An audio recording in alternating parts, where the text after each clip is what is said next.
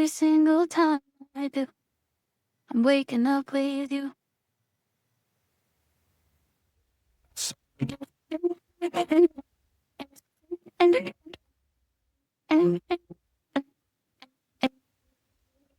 Before the sun knows how to rise, before the sky turns golden white, there's a glow I recognize. It's in your eyes, it's in your smile. See the dark I've walked alone, counting nights with that. I have a theme song behind me right now. And you can't even change my view. Man, that was the theme song. I was fist pumping right there. I'm pumping out some deals right here. Oh my, yes, Pete. Oh my goodness, it is an absolute pleasure to be sitting in front of everybody in attendance today. And y'all know what today is? The day of all days. Today is the absolute most perfect day to make a deal. Welcome. My name is Big Tex. I am your virtual. You know what, Geraldine? I'm gonna call myself Virtue Tex today. Well, hey, how you doing, my guy? What is going on? Good evening, Big Tex. I am excited. I am excited. Welcome. We missed you last month. Yeah, man. No comment. I won't miss no more. Welcome in, everybody. We'll get started shortly. Thank you for being on the call. I'm seeing here everybody popping in. We're having some people have some trouble accessing for some reason. It wasn't asking for password and asking for register instead of taking it straight to log in. But we'll figure it out. We'll give it a few more minutes so everybody can get settled in. And let us know where you are calling from. Drop it on the chat so we can say hi to you. But welcome in my beautiful bride, Geraldine. Hi, Geraldine. Hi, guys. How are you? We missed you, Big Tex. So I'm never missing again. It's like, no. I know you can't. You can't miss it again. But yeah, thank you everybody for tuning in. It's so exciting, huh? It is. Absolutely. I see Brandon. I see Diane, Fabiola. Sam is here. We have Gary, John, Philip, Ryan, Ashley. Everybody, welcome in. Now, for those of you that are joining us for the first time or taking a break and decided to rejoin us, we welcome you guys. I'd like to give a few precursors. Number one, keep your pen and pad handy or a recorder. So, because this information comes and it's thick, and we want to make sure that you don't miss anything. As Felipe mentioned, we do have the chat open, so please don't be afraid to shoot your questions in the chat. And we don't want you to leave without getting the knowledge that you need to strike a good deal. Absolutely. Like the man said, take a piece of paper and a pen. You are going to want to take some notes. We have a phenomenal keynote presentation tonight. This man is on fire, in which I will give him a proper introduction later on. Let's just get started with what we have in store for you guys. As we said, we are very glad you are here. Tonight is going to be packed with value, connection, and opportunity. You made the right call showing up, and we don't take your time for granted. I think time is one of our biggest asset or our biggest commodity, so we don't want to waste it. We take it very serious. So we are going to be on time. And we are going to end at no later than 8 p.m. Central Standard Time short. If your friends are not on the call yet, make sure you share an invite. You never know. You could be one relationship away from major transformation in your life, in your business. You never know who you're going to meet, who might impact your life. And it might be just what you need in your next season of life. So we're gonna do some fun breakout activities tonight, finally. So you start getting prepped and don't be shy. I'm an introvert as well, but we're going to have some interaction today. Sounds good? Love it. Sounds good, babe.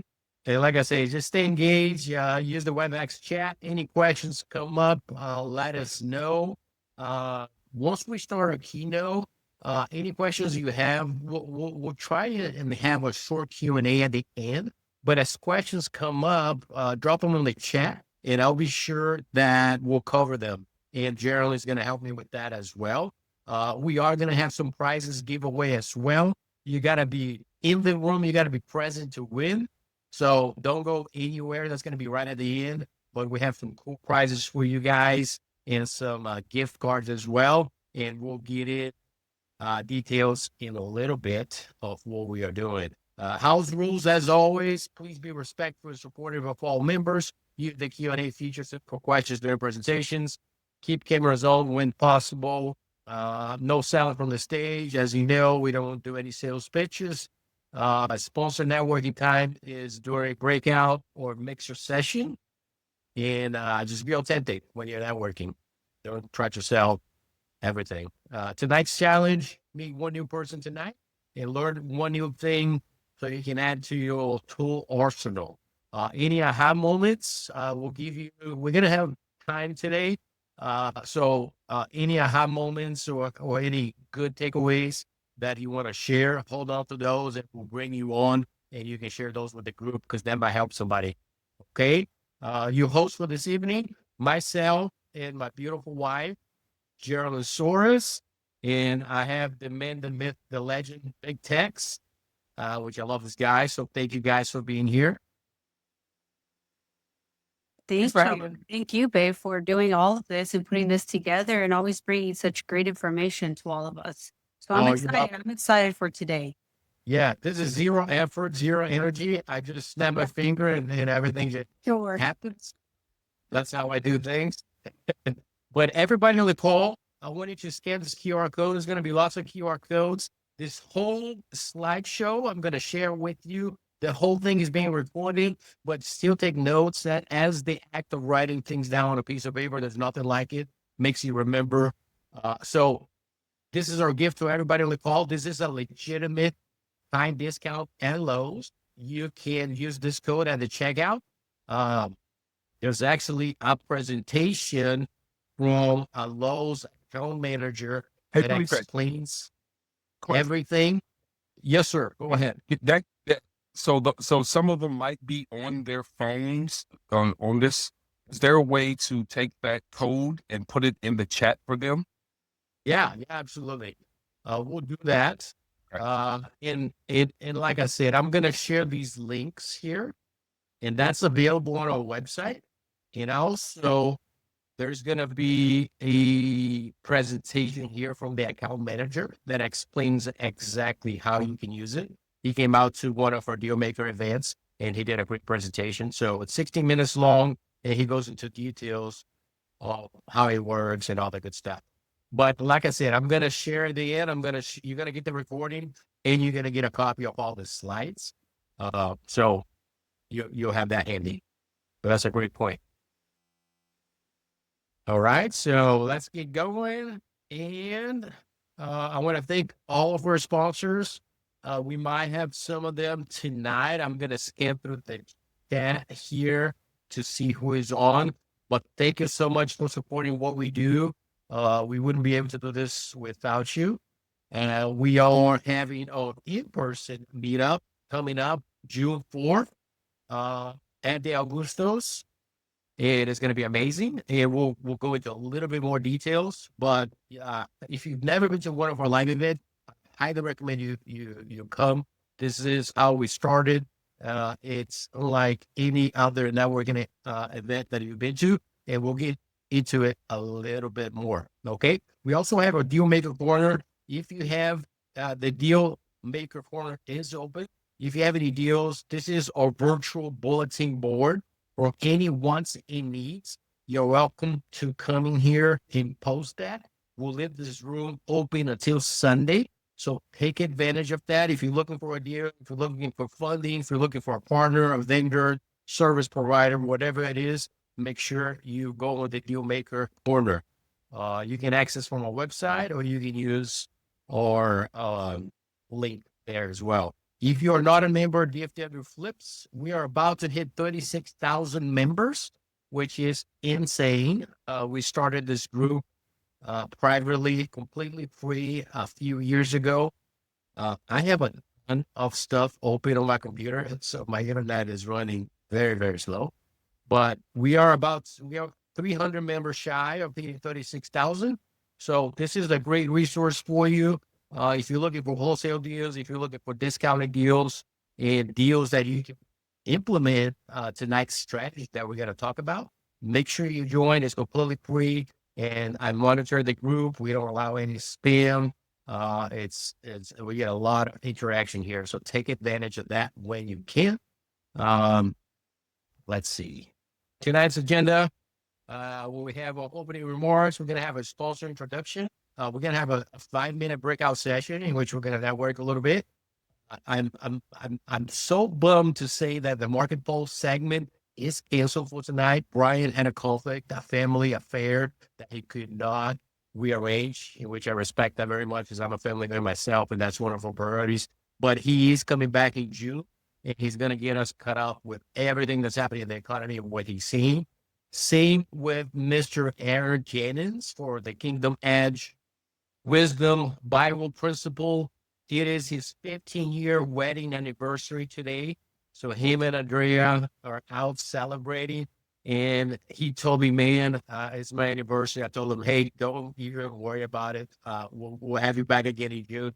Go and enjoy it and go along with your wife to celebrate. Be honest, babe. Tell him what you really told him. You have to show up. Well, I say he might be fired, but that's a different conversation. That's after I told him that, go along with your wife. But we're going to have Sim Weger. He's going to be a keynote tonight, which I am so excited to have him. He's a co-living authority in this space, and he has an amazing story that I'm so looking forward to hearing.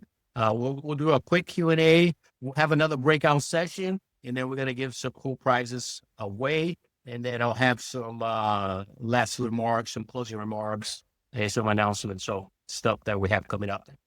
Okay? So we'll have some prizes. As I mentioned, we'll have a virtual raffle in which I will give you a little sneak peek. You're going to want to scan this QR code to enter that raffle, but we'll give you plenty of time to do it later on. Okay? Let's see. Before we jump forward, can you remind them about the app? Yeah. So we have a website. This is it's actually the next perfect time in big text, because this is a website right here, dealmakerdfw.com. It's completely free. Everything that we do is over here. Within the website, we have tons of real-time data of things that are on the news that are relevant to us nationwide and local, to real estate investors. We have real market data on what the Fed is doing, what the mortgage rates look like, what the DFW real estate market snapshot looks like. We have tons of info here. We have AI built into it. It updates real time, and it's all in one place, so you can just look at everything you need that's pertinent to your business and to you. So check that out. And this is mobile optimized, so you can access from anywhere, from your phone or from desktop. And we are working on the app that is a native app that you can download. But for now, we can just go directly into it. It's mobile optimized, so you can just do that. And a couple organizations close to our heart is Uncle Neil's Home Foundation, Elevate Life Outreach Benevolence Fund, and Watch Missions Live. We donate 1% off the top line to anything that we generate during our meetups and our group to these organizations. They're very important to us.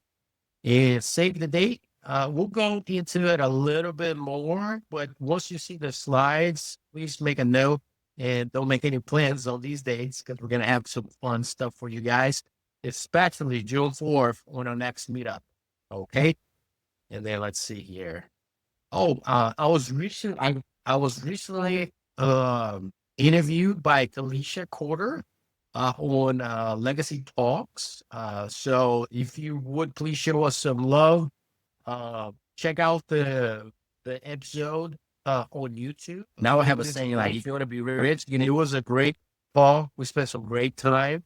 And we also have on my website some interviews that we recently did. And this is just stuff. It's not me trying to brag on what we are doing, but it's real interviews with real stuff that we are doing and how you can use it to help your business. All right. So I'll share those links with you. And for now, let's go ahead and start getting our sponsors ready, my love. If you want to see, if you are a sponsor with us, please raise your hand, and we're gonna bring you. We're gonna give you the floor, so you have 60 seconds, and Big Tex is gonna ask you something interesting to tell us that he's gonna come up with, and then if you are a sponsor, go ahead and raise your hand, and we are gonna get this started. You got a phone question for them, yeah? Big Tex? Oh, absolutely. Absolutely. He's a man that is quick on his speed. So I see somebody here raise their hand. Dan and Samuel. So we're gonna save Samuel for last because he's our keynote tonight, and he's gonna have plenty of time. So let's bring in Diane. She is with Goosehead Insurance. Let me get her pulled up here. And then bear with me as I unmute Diane. Big Tex, what do you want Diane to tell us? Hi, Diane. Hi. Okay, Diane, here's the question. Okay. You're sitting across from 10-year-old you. Okay. You're sitting across from 10-year-old you. Mm-hmm. What are you eating? And what is the what is the one life lesson you want her to tell you where you are right now? Wow. I'm gonna give you an example. I would tell if I'm 10-year-old Tex, I'm sitting with me and I'm eating grits and eggs in a bowl together. Gotta have them in a bowl together. Right? Okay. What I'm gonna tell my Tex right now is, hey, your dreams are going to cause you a little pain, but it's worth it. Ah, you like that? I see that smile. I like it. No pressure there. Sure. So 10-year-old me wanted to be a teacher. What are y'all eating? What are y'all eating? Y'all are sitting down together. Sure. Eating probably macaroni and cheese. I was a very picky eater as a kid. I think that I would probably tell myself that teaching is not for you and that it doesn't matter what's going on in school because you're not going to talk to any of those people ever again. Not. I don't know. No, it's hard to say because it's like, I'm still involved in church. I'm still very close to my brothers. I married a country boy, which I did not expect. Have 3 beautiful kids. I work from home, which is amazing because I get to be with my kids. I never saw that path for me in a lot of ways, and God knew better. So give me your elevator pitch in 60 seconds. Tell everybody about your business. Sure. So my brother Tommy Gartside and myself, we own a Goosehead Insurance Agency, and we are a broker. So we're able to shop around. We have over 100 different companies. We do any personal lines, home, auto, recreational vehicles, flip properties, landlord properties. And with that whole, teacher background, we definitely try to educate people on what they're buying, make sure it's what they need, what they want. We definitely take the time to spend with them. It's not just a transaction to us. Right. It's very much, we want to make sure they get what they need at a good price with good coverage. So this is me. 10-year-old you is very proud of you right now. Yeah, I never thought I'd be a business owner, working with my brother, working from home. You know, we're very blessed and I absolutely love it. So thank you guys. Love it. Great job, Diane. And now I'm Diane? craving lobster mac and cheese. Thank you. Okay. Yes. And I have Diane's company, all of this screen, just had insurance. There is a direct quote link that'll go directly to you, right, Diane? Right. So it's a very quick, like 1 minute basic questions. And once you finish it, I get an email saying, hey, somebody's looking for a quote. I'm able to access the information and then we follow up with them. Okay. Yeah. Thank you so much. Yeah. Thank you guys. All right. We'll talk to you soon. Thank you. Who's our next 10-year-old, Felipe? Do we have one? So we have Brandon now. Brandon, you out there in the digital universe? A check. Hold on a second. Yeah. Oh, it's terrible. Can y'all hear me? Yes. Yeah. Terrible. Okay, Brandon, you are sitting across from 10-year-old you. What are y'all eating? Okay, sorry. I'm here running a training program, so say it one more time. Big text. You are sitting across from 10-year-old you. What are y'all eating? Oh man, 10-year-old me. I can tell you when I was 12, me and my friends used to have a little steak cook-off on the kitchen stove, trying to burn the house down halfway through it. So I can tell you where I was at 12. Okay, what the 12-year-old you? What are you? So y'all are eating. So what advice or what does 12-year-old you tell you right now? 12-year-old me tell me right now. Is it? Still love that steak. I know that much. Hey, man, that's simplicity at its best, baby. Hey, if it works, keep on working it, I guess. I don't know. It's we're coming back. It works if you work it. Yeah, I don't know. I love food. I guess that's my problem. I don't know, you know. Hey, And keep, you know, eating, keep eating literally, as they say. So, Brandon, Yeah, tell us something. about your business. Give us a 60-second elevator pitch. Well, first and foremost, it's all about growth, right? From 10 or 12 to where I'm at it. I'm about to be 40 in a week, so it's all about growth. My name is Brandon Roberts. I'm in Dallas, Texas. I'm with Priority Roofing. We are a nationwide company. I think we have 35 locations up and going now. We have one owner. He's here in DFW with us.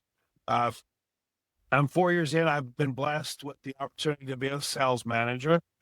They couldn't find any better. They knew from the bottom of my heart as who they witnessed in the person in me that I was the perfect person for the position, because I just love helping people, whether it's people that walk in our door that want to be a part of the team, it's homeowners, business owners, whatever it may be, we got you covered nationwide. And I'm grateful for the opportunity to be here with Big Tex and Felipe and Geraldine as they continue to grow. Ready to see a couple in-person, visits this year where we get together at. But if y'all need anything nationwide, DFW, whatever I can help with, I'll give you my best. I love a good fight. I definitely love a good win. So however I can help, I'd love to be a part of your bigger picture. Brandon, we sure appreciate having you. And I don't eat steak, but I don't mind standing in the kitchen and smelling that good old grilling on the stove. Yeah, we used to burn that griddle up back. We had that old 1950-something model chamber stove that had a little crank arm, and you had your griddle and your bean pot down in there. It was good. We was cooking machines on that thing. Country cooking. Brandon, we appreciate having you. Can't wait to see you in person, brother. Appreciate you, Big Tex. Thanks, Brandon. We'll see you, brother. Appreciate y'all. Okay, next, do we have any other sponsors that made tonight's call that you see us? I have Miss Geraldine.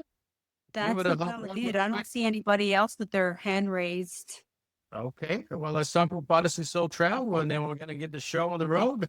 So yeah, guys, if you guys like travel, if you have plans of traveling this summer, go ahead and scan that QR code and I will go ahead and hook you guys up with a rebate and throw in also a little free getaway for you guys too. So that's the perks of booking travel with a travel agent.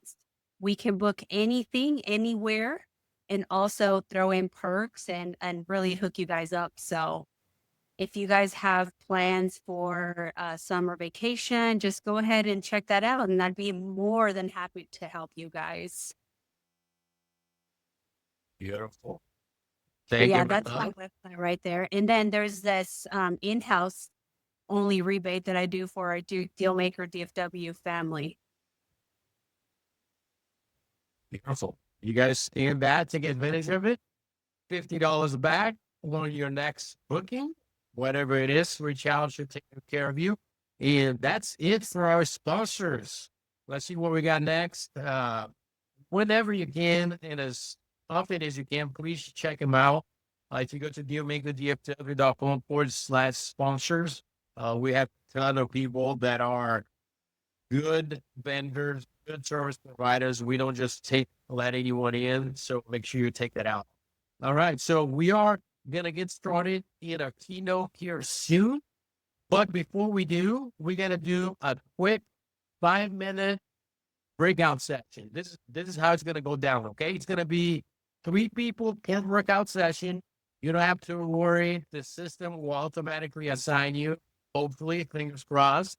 But you're just going to spend 90 seconds each person. You're just going to go real quick. Okay. No, there's no time for formal interaction. You're just going to go, whoever starts, you're going to go your name. What do you do? Where you are based out of? Where can you bring value? Or what are you looking to get out of tonight? And then just one quick random fact about you. And we're going to make it nice and interactive. Okay. So let me see if I know how to do this. Y'all. We're always experimenting, right, babe? Absolutely. Yes.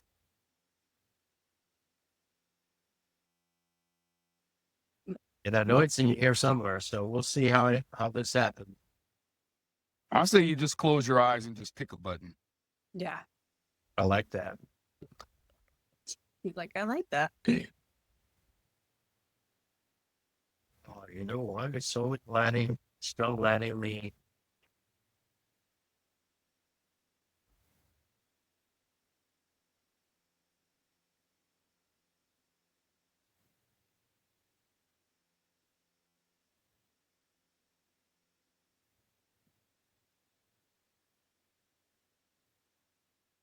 Okay, let's see if it works. Yep, I got it. You got it?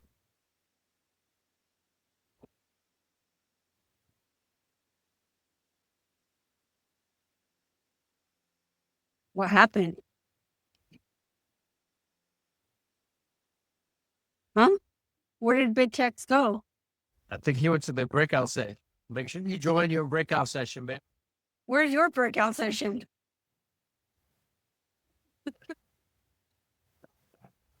I'm trying to join. Don't join because that might kick you out and it's going to be a mess to get back in. Don't Okay, join. well, join yours. You can join. We're joining your breakout session.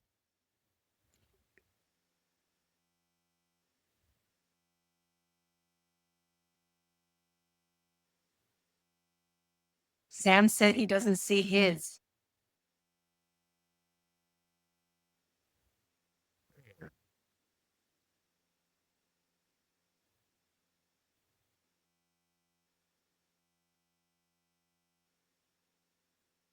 Well, Scott 1 is on.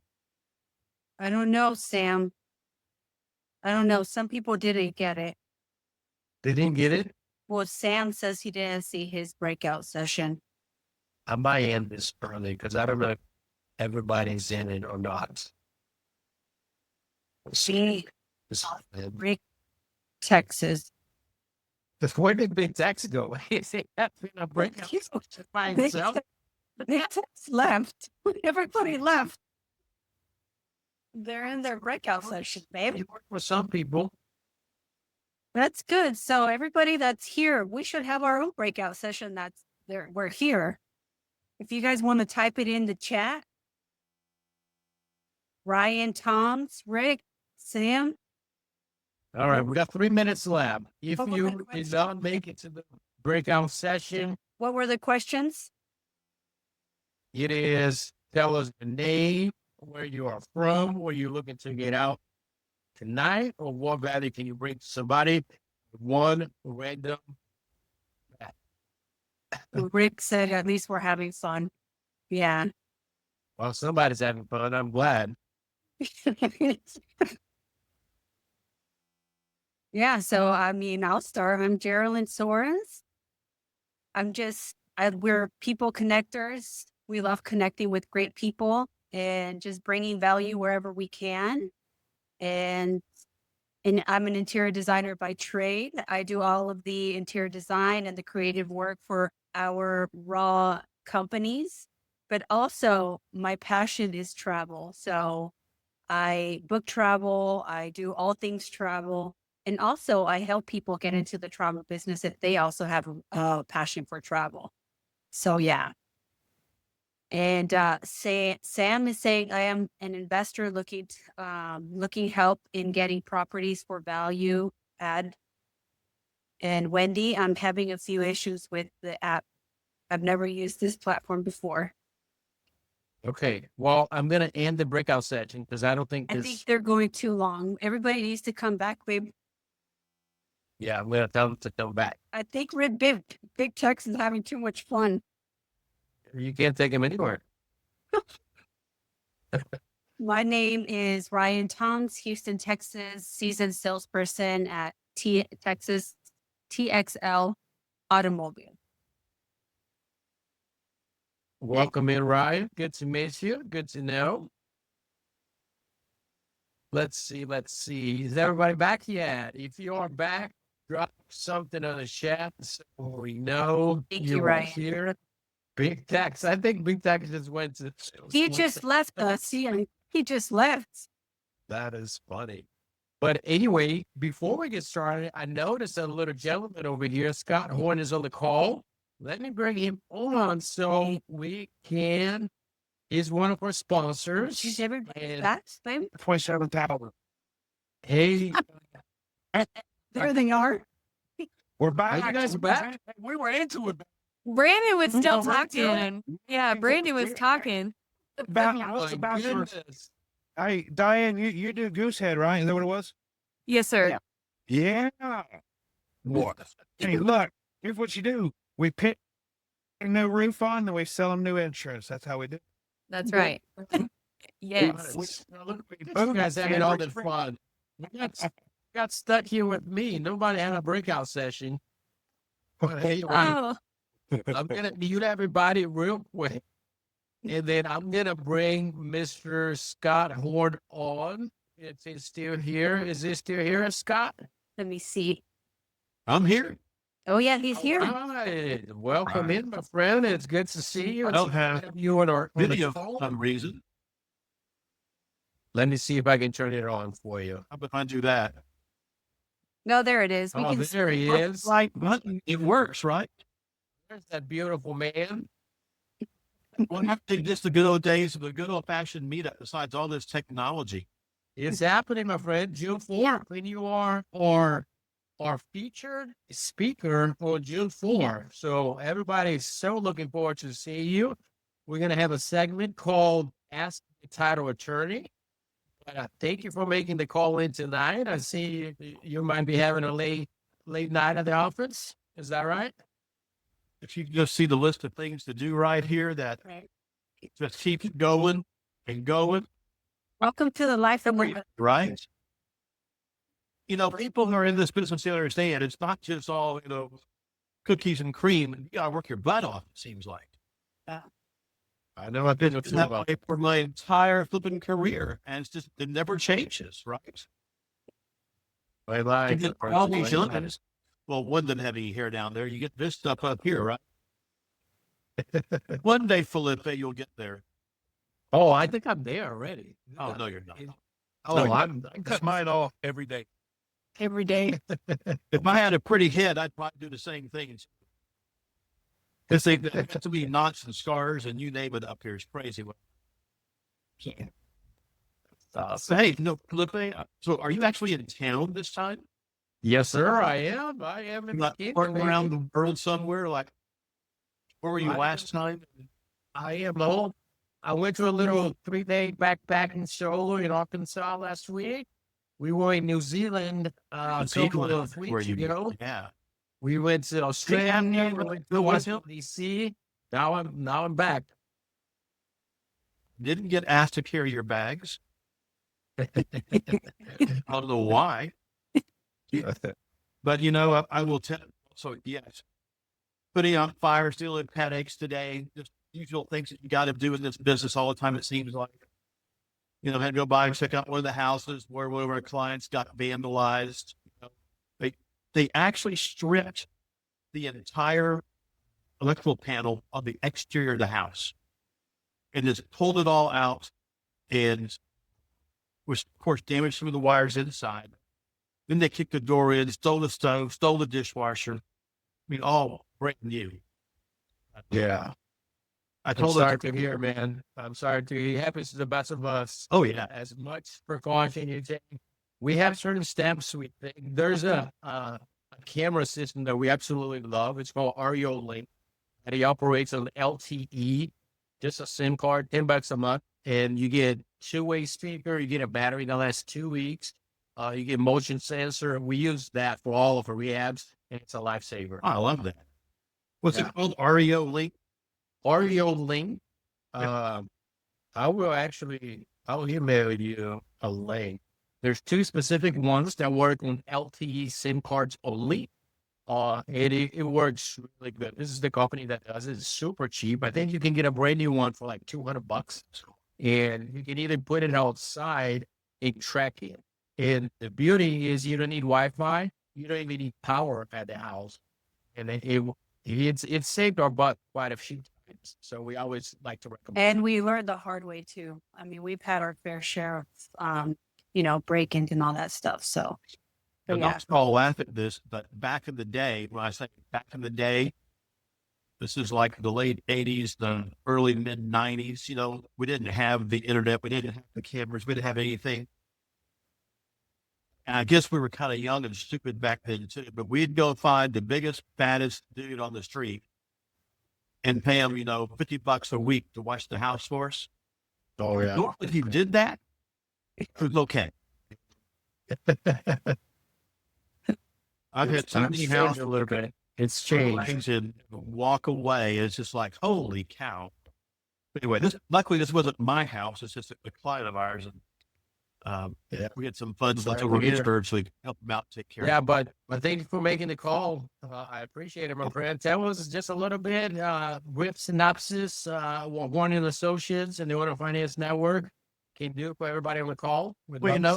First off, of course, my business partner has to keep reminding me I'm filming the C in person and on the stage. And by the way, I got to be very, very honest. That type of a venue, first off with what we call the Ask the Attorney sessions, where it allows the investors to open up to everything from acquisitions to sales, to contracts, to disclosures, to banking, to this, to that, things that affect our business. It allows you to kind of navigate our business, because you can just kind of get off these rabbit trails sometimes. You get a chance to tell some stories that get, come up from all those kind of situations. And that's how people get a chance to learn the business. So we can talk legal stuff, which sometimes you just got to do. It's kind of boring. It's kind of like accounting. It is what it is. We get to talk about maybe the seller finance strategies. Maybe we can talk about note sale strategies. wealth generation, things that I've learned over my 35 years in the business, how to do some things out there that will get people to focus a little bit on some things. And Felipe, one of the things, I was out in a group of, probably 100 sub-2 students in Arizona just a few days ago. And one of the things I brought to their attention was everybody wants to be part of something, it seems like, right? You know, and you're here, I'm going to go out and buy apartment complexes. I'm going to do RV parks. I'm going to do this. And I'm going to do that. And it's like, I'm going to buy houses in Florida and you live in Texas. I'm going, stop, you know, just start doing your first house in your own backyard and get your feet wet. You know, once you get how this business works and what you can do and your abilities and whatnot, that'd be great. But everybody seems to have these grandiose ideas that they want to fulfill. They all want to be part of the bigger picture to make it seem like they're doing something, and they aren't doing squat. You want people to stop and focus and just start getting deals done. When you build up that experience level, you can go out and do more and more things on that next level out there. But don't tell me you want to go do a $5 million apartment complex and you can't do a $100,000 house. Right. I mean, the degrees of difficulty and whatnot, the knowledge base, I see so much of that, by the way, in the marketplace. And it's like, stop, guys. It's okay to do this. It's okay to have dreams, but do you really need to start up here or should you start down here? You know, common sense things, I think, along the way. Yeah, absolutely. I see so much. You gotta have, I think you gotta have laser focus and not have the shining objects in. Well, I've been from one told thing I to chase another. shiny baubles, and I do. I try and stay vertically integrated in what we do most of the time. Yeah. You know, if you ask my business partner, she's going to say, I'm out there chasing girls. It's like, yeah, no, I'd be shot 6 ways from Sunday. That ain't going to happen. But anyhow, I think we'll have fun, Felipe. That's the fun part when we get out there. Absolutely. And Gonna be a great time. we'll share with everybody the things that we do. I'll share what I've experienced over 35 years, going from A to Z, what I've seen, looking back, what tends to have worked for us and works today, and then open their eyes to a few things. You know, like here in our Texas marketplace, by the way, I know everybody knows this already, but it is hard to buy a house today, finance it at today's financing rates, and for our property taxes, make a deal work renting the home. So if you've got this great house in this great location, maybe. If you've got some awesome location for an Airbnb, maybe. But every time you try to do that, I'm always $500 to $700 under water just to break even if I'm doing those kind of things. It seems like today when you run the numbers. And so what the heck do? You got to find that solution. And to us, that solution is the owner finance marketplace until the rents come back up or values come down and we get back in line again. I don't know what's going on. It just seems a little bit of it, we're inverted somewhere along the way is what I kind of see out there. But I think it'll be fun just to get up there, talk to people, tell them what it is I see, because I get a pretty good vision of our marketplace, at least here in the Texas market, and what's going on. What we see, you know, what we do here in DFW is very different what we do, let's say, in Waco, Temple, Belton, Killeen. You know, similar to San Antonio and Houston. I don't even think about Austin. That's just little California. But I think it'll be fun just to hop up there with you guys. Absolutely. And, maybe you can have your New Zealand slideshow behind me as we're talking. I might have to do that, just to keep the people entertained. Yeah. Maybe you can have a dwarfs one back and forth. I don't know. But awesome, my friend. Well, we're so looking forward to it. It's going to be an amazing time. I'm going to bring in the hardest questions that I can find, just to have them answered. So I challenge you to do that. I want to hear those hard questions. It'll be fun. I'm teasing. I'm easy. But sounds good, my friend. We'll see you in a few weeks. And thank you for being on the call. And we'll share your companies with everybody. If anybody needs any legal assistance or any assistance in the owner finance, seller finance world, Scott is your man. We do a Thank you, lot of Scott. other things out there. Thank you. Navigating our business to make it work for us all. Awesome. Absolutely. Thank you, Scott. Yeah. Thank you, Scott. We'll talk to you soon, my friend. I'm going to hang on for a while, y'all. Yeah. All right. All right. The man that makes the legend. Okay. So let's get started with our keynote presentation. Let's see here. Let me get caught up. As I mentioned, Mr. Brian Maddox couldn't make it tonight. He had a family affair. So he's going to catch up with us next month. He's going to let us know what he's seeing in the economy, what he is working with. Same thing with Aaron, the Kingdom Edge segment. We're going to miss tonight, but he's going to be back next month and we'll get caught up. Okay. So it's drum rolls. Can I have some drum rolls? Big Tex, please. Let's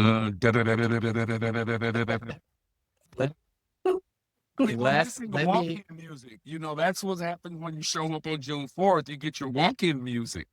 There you go. Yeah, walking music. I like it. Let me, babe, if you want to make Sam Wagner, go ahead and start making him a presenter. Okay. And I'm going to read his intro real quick.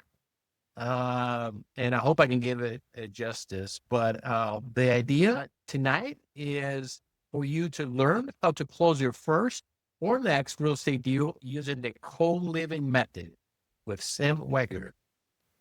He is known as the co-living guide. He's the #1 authority in co-living real estate, on a mission to solve the affordable housing crisis while empowering others to achieve financial freedom, building clean, quiet, and safe co-living communities across the U.S. At just 23 years old, Sam and his wife achieved financial freedom through co-living. Now he now passionately shares his belief that co-living is the fastest and most impactful path to wealth in real estate, inspiring thousands to join the movement. So let me see, Sam, can you hear me okay? Loud and clear, brother. Thanks for having me on. Good to see you. Can you hear me okay? Oh, I can see you and I can hear you great, my friend. It's Nice. great to see you. Thank you to for see being here.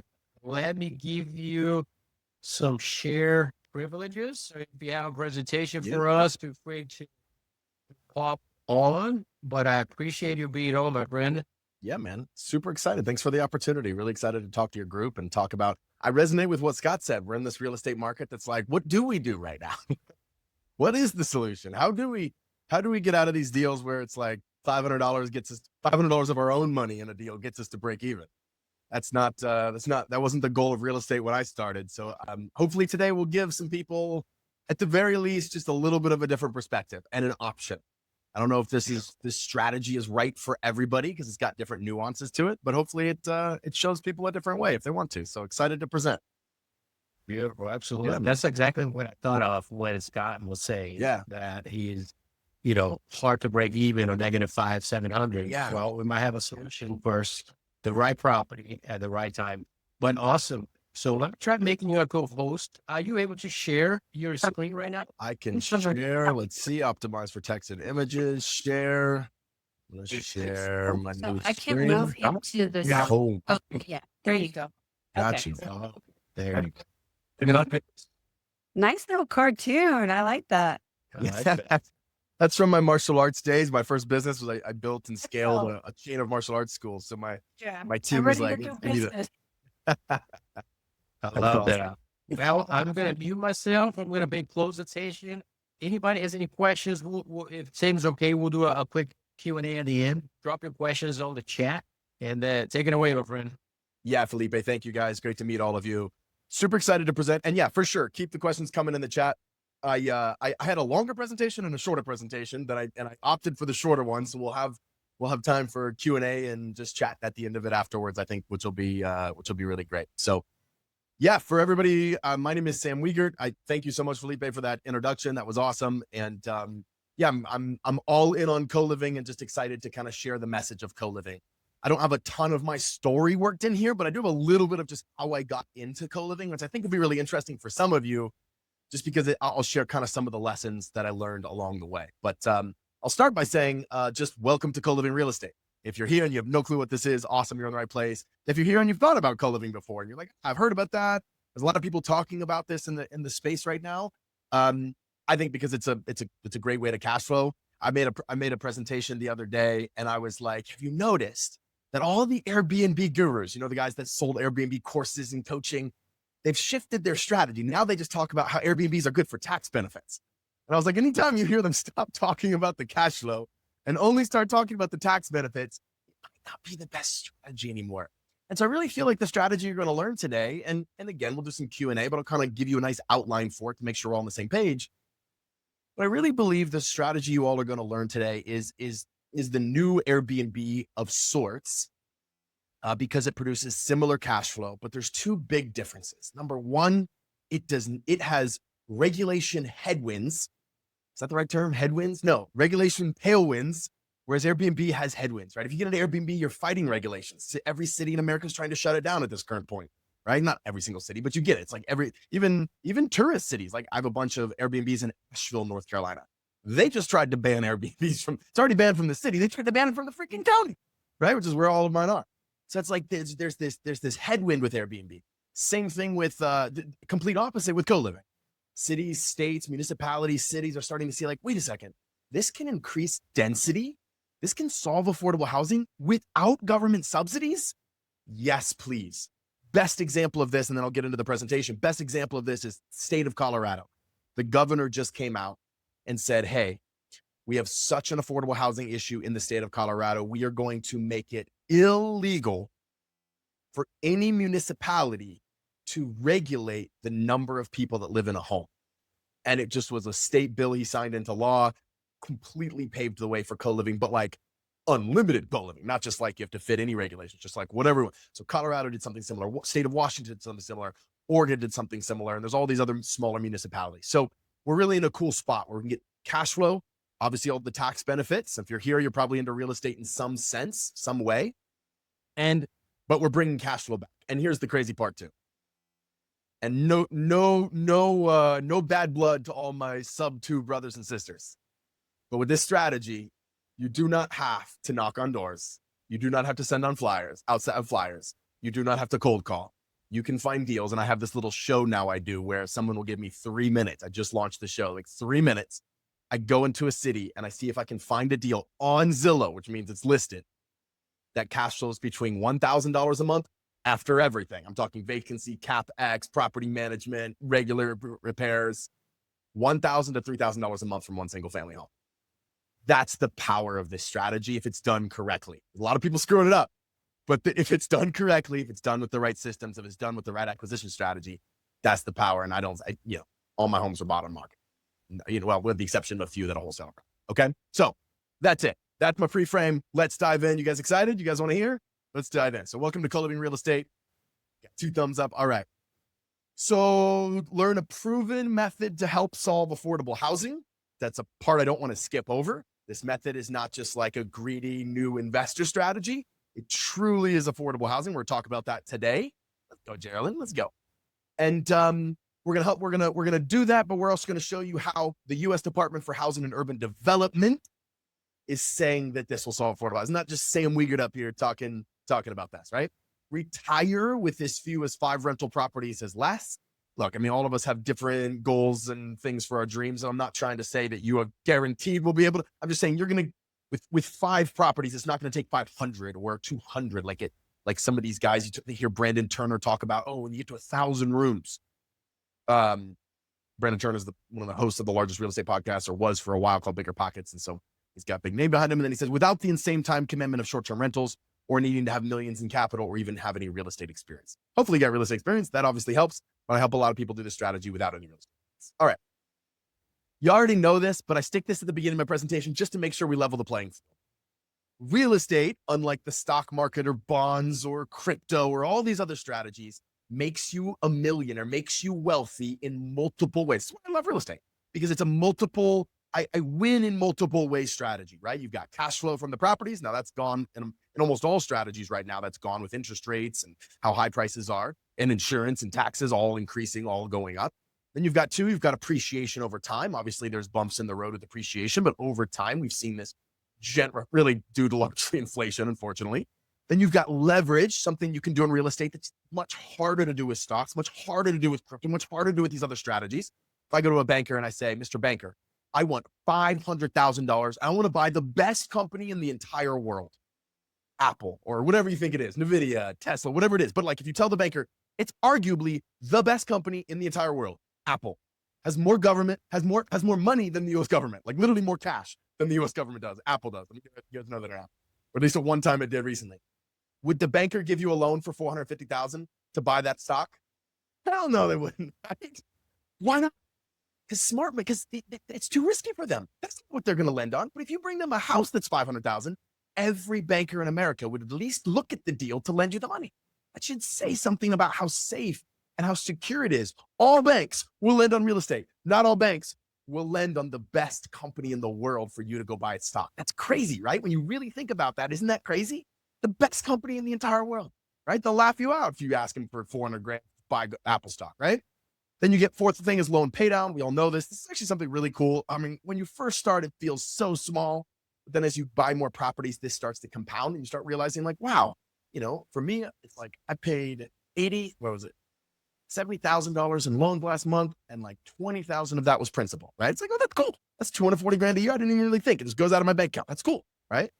And then depreciation, huge tax benefits when you do this. Really, really, really cool. Okay. So that's why I love it. You have a moat around you. So if you lose one of these, if you lose cash flow, which you won't with the strategy you're going to learn today, but if you lose appreciation for a few years, I don't care. People ask me all the time, like, what if the real estate market crashes? I'm like, I don't care. I'm providing affordable housing. I'm providing the cheapest things to rent in every city. Nobody beats my price. A room is $700. Nobody's undercutting $700 in Charlotte, North Carolina. Like, I'm good. If you lose one or two of these, you still win. That's why real estate is cool. Stocks go down, you lose. Crypto goes down, you lose, right? It's not a binary thing with real estate. We all already know that, but I just wanted to like level the playing field.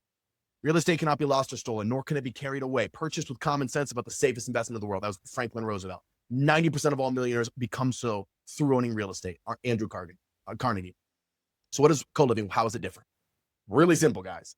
Instead of renting out a home to a single family, by the way, it's a single family home. Even duplexes, triplexes, quadplexes too. We've done some with bigger multifamily, but the numbers just don't work out nearly as well. You learn as you go through the day. You rent it out to multiple renters who each rent a room and they share a common kitchen and they share a living space. Some of you are thinking like, that sounds like my college days. Yeah, exactly. Except for working professionals. We have no college students. We do not target college students. That is not, in all of our rooms, out of 500 rooms here in Charlotte, probably 2 college students. Not really what we're going at. Co-living helps solve affordable housing by providing the local workforce, key workforce. You're looking for working professionals with a lower cost option, which means you get more cash flow per home, right? By renting it out to multiple tenants instead of one. Pretty simple, basic math. The other cool thing about this is I was telling someone this the other day and I was like thinking about it. So I bought my first co-living home in 2011. Is that right? 2011, 15 years ago. And I was thinking, anybody here who owns real estate, I hope this is an impressive stat. It's a real stat. It's real. I have never, since I bought it, out of hundreds and hundreds of units, I've never had a vacant co-living home. Never. I've had 4 people move out before, but if it was a 7-bedroom home, I still had 3 people paying the rent. Well, obviously, I buy some of them vacant and then I convert them to co-living. But how cool is that? How about a strategy? Think about a single family home. Someone moves out. Guess who's paying the mortgage? You. Guess who's paying the utilities to turn it back onto your name so you can do the flip? You. Guess what I've never had to do? I've never had a home that's not produced income in 15 years. Pretty badass if you're thinking about stability. If you're thinking about, I want something that's going to pay the bills no matter what. So I didn't throw that in my presentation, but I was talking to someone the other day and I was like, man, I haven't had a vacant co-living home. That's crazy. Which means you get to have less homes to achieve whatever goals you have. I hate the word financial freedom because so many gurus and real estate guys throw it out there. I was like, what does it really mean? Well, really, it's a certain amount of money for you that you have coming in, right? And very hard, very difficult to reach in traditional real estate. So I want to give you one example. I'll show you this home in a moment. I want to give you one example for those of you that are numbers people. So I bought this home, 3,200 Denson Place. I'll show you the realtor.com link here just in a second, just to show you so you know it's not some big crazy mansion or whatever. It's like this basic $300,000 house, probably worth a little more now. But single family rent on this home. When I got it appraised, the bank came in. I was getting a DSCR loan. So my bank came in and said, hey, Sam, it'll rent for $1,985 a month. I was like, I'm not renting it to a single family though. And then, let's throw in some numbers. Let's say we throw in a little maintenance budget. Let's say we're going to rent it as a single family, so I don't have to pay any utilities because they're going to pay, right? And then throw in some for management. At the end of the day, I've got this called net operating revenue, right? Again, we could argue over what numbers you should add in. Probably should add in more for maintenance, whatever. I'm just saying, at the end of the day, just follow my analogy here. I promise it'll make sense. At the end of the day, you have $1,635 left to pay taxes, mortgage, insurance, principal, and, PITI, right? Well, only problem is I would have lost money on this house if I rented it to a single family. My mortgage, my bills were higher, right? But of course, we did not rent it to a single family. We did the method that we're going to talk to you guys about today, which we rented it to 8 different individuals. So we turned it into an 8-bedroom home. We rented it for $6,450 a month. Thumbs up if anybody likes that number a little bit better. So we 3x the rent. You might say, well, Sam, surely you're going to have more maintenance. Well, co-living homes, you got more maintenance, guys. I'm not going to lie to you. You do. I say, well, Sam, surely you have to pay. It's like an Airbnb, right? Like you're paying the utilities. Surely you're not splitting utilities between the 8 members. And you would be right. There's all kinds of ways we control it, locked thermostats, all kinds of things. But you'd be right. We pay the utilities. We're going to throw in a little budget for utilities. Well, Sam, surely you got 8 different individuals. Surely you got to pay more in management, whether you're managing. And you would be right. We're going to more than triple that management budget to stick in there. But guess what? Even with the additional expenses, I got $4,950 now to pay my taxes, my insurance, my principal, my interest. And now I have a home that even after all of that, I net about $2,300 on a good month after expenses every single month. That brings some, and that's one home. So now I bring a little bit of fun into real estate. Bring a little cash flow back to real estate. Is that cool?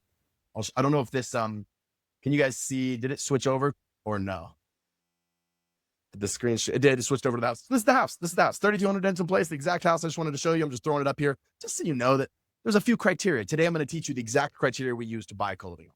So obviously parking is one. So you see it has a big parking lot. You see it's just basic. It's nothing crazy, not a mansion. It was basically a 1-story ranch home with a big basement that they had already finished. I just want to show this to you so you understand kind of so real fast, I'll throw this up here. Everybody always asks, well, how did you get 8 rooms out of a house? I mean, it was only like 2,400 square feet, whatever.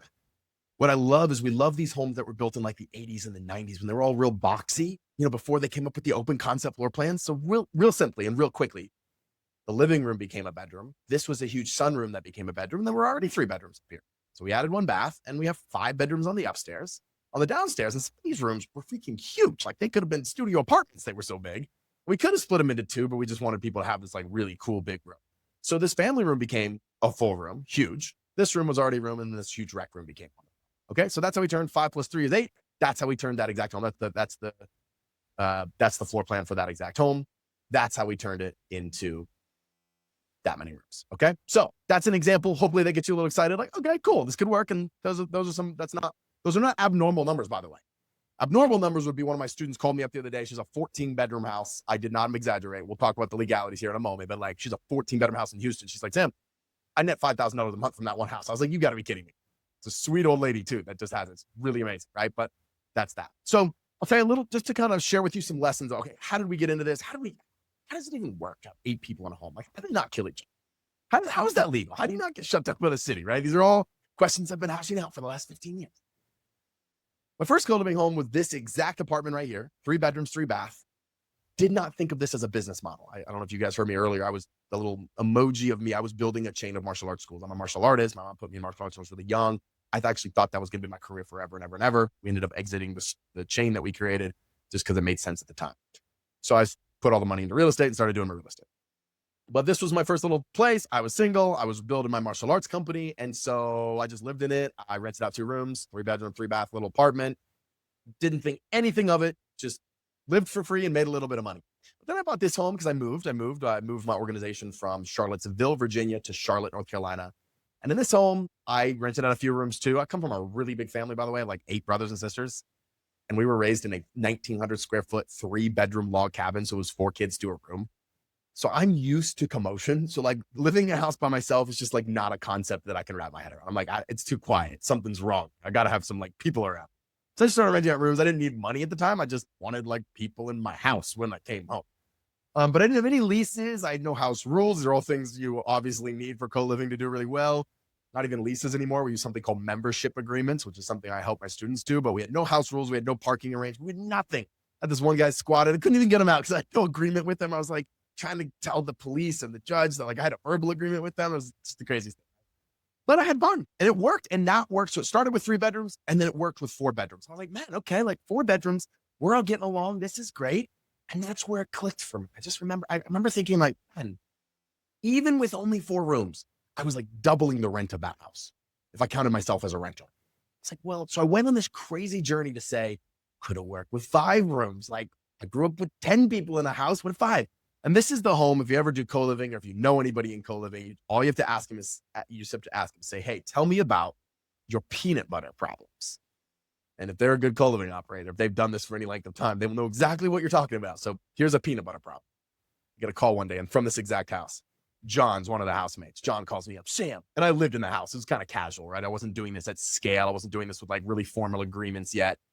John, Susie lived upstairs.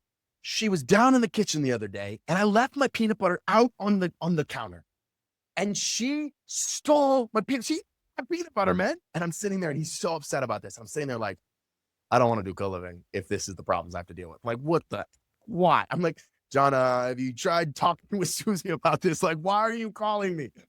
But the reason I tell this story is because this was the first moment I was like, okay, I need some systems. And there's 3 systems. You're a note taker, jot these down. But like, there's 3 things you got to do for a co-living home for it to scale. Do 1 home, you can kind of just make it work, right? But at this point, I had 2 or 3 homes, and I was like, all right, clean, quiet, safe, and I would add organized to that. Clean, quiet, safe, organized. So this is where I learned organized. I went into the cabinets, and I was upset now. I'm like, this guy's bothering me during my work. I'm still building my martial arts company. I label every cabinet space. I label where people put their shoes. I put your room 1. This is room 1. I'm putting room 1. There's your cabinet space. Stop.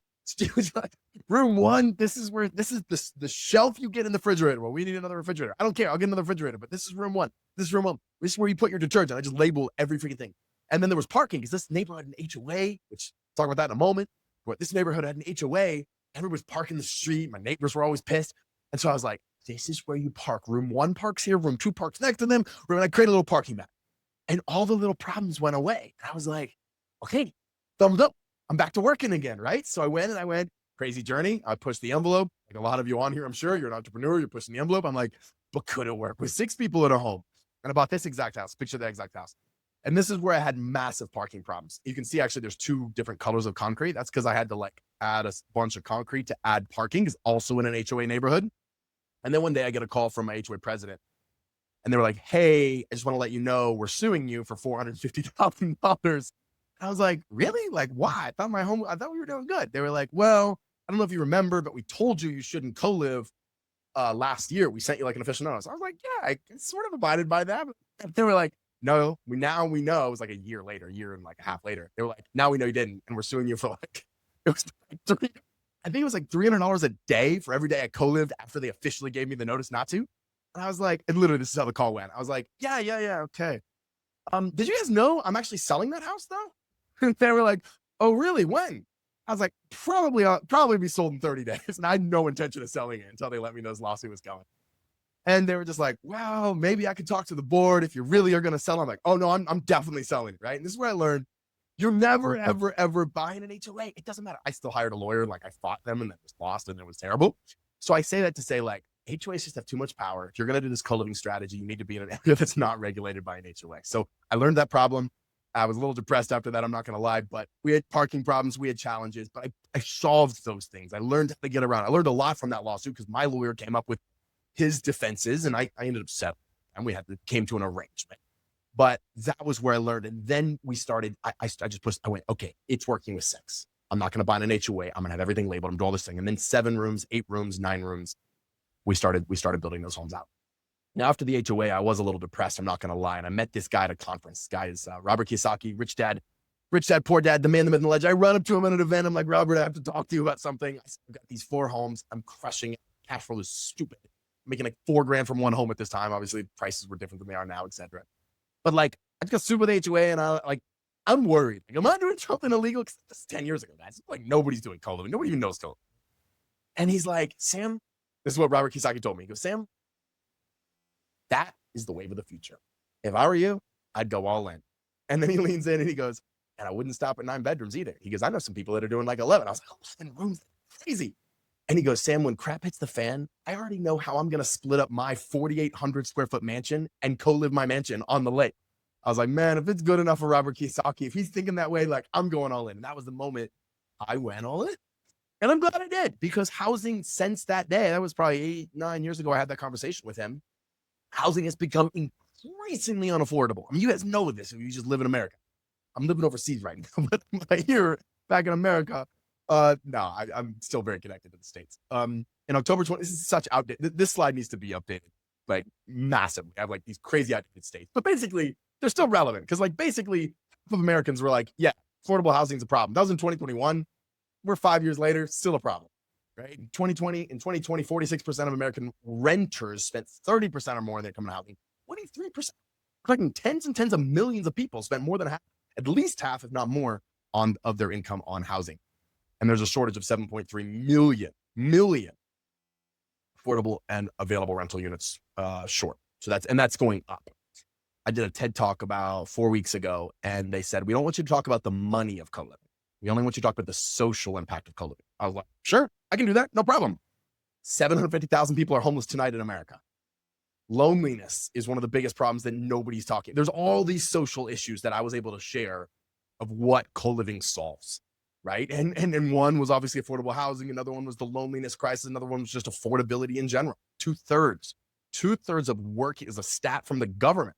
2/3 of working age renters do not have enough money after they pay rent to like live basic life. So they're all deciding after rent day, something's not getting paid. What is it going to be? That's the world we live in the States right now. And then obviously we talk about, I talk a lot about college debt and how people are coming out of that. So something really cool. If you decide to do co-living, the government will actually pay you to do it. I think that's pretty cool. So the U.S. Department for Housing and Urban Development came out and basically said, this is I'm not going to read all this to you, but basically they came out. This was a 2021 notice. They said, I'm kind of paraphrasing this like 3-page document. Basically they said, we believe co-living can solve affordable housing in America. Every municipality needs to like pave the way for this. It's working. And not only that, you can use housing choice vouchers for rooms in any city now. And so you can get guaranteed government-backed rent for a room. And in Charlotte, it's insane what they'll pay. If you include utilities, it's higher than like what I would normally charge for rent. The problem is you have to jump through all the fiery hoops the government wants you to jump through. So I don't currently accept vouchers. But if you wanted to, you could, which is really cool. And it was just also really cool to get this from HUD. Like HUD and the secretary actually put a stamp of approval on co-living back in 2021. So really cool. We've come a long way since then. All right, couple more quick like things I want you to understand about co-living, and then I want to give you something tactical. I want you to walk away with, Sam, what does one of these homes look like? What does, we call it like our perfect co-living buy box. That's what I want to leave you with, and just give you like some tactical knowledge today to take away.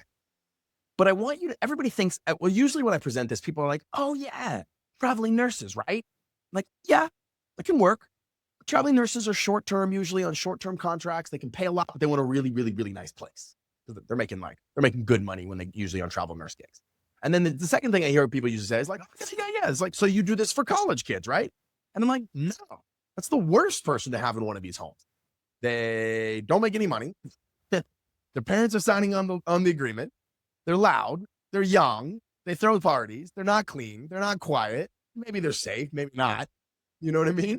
So who are we filling these homes? What's the ideal demographic? Who are we serving? We're serving people that make $15 to $30 an hour. So just think about your day as you go through your city. You stop at the gas station, you grab something from behind the counter. You go to Target and grab some things and someone checks you out.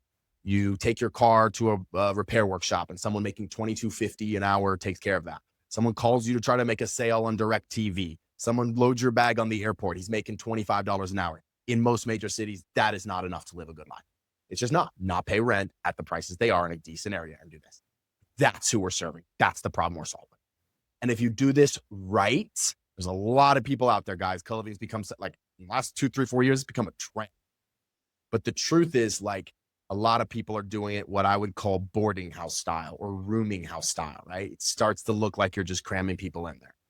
You're not adding any community. You're not having a common area. You're just throwing people in. They're staying for a few weeks and moving out. Right? When someone moves into one of my homes, they sign a year.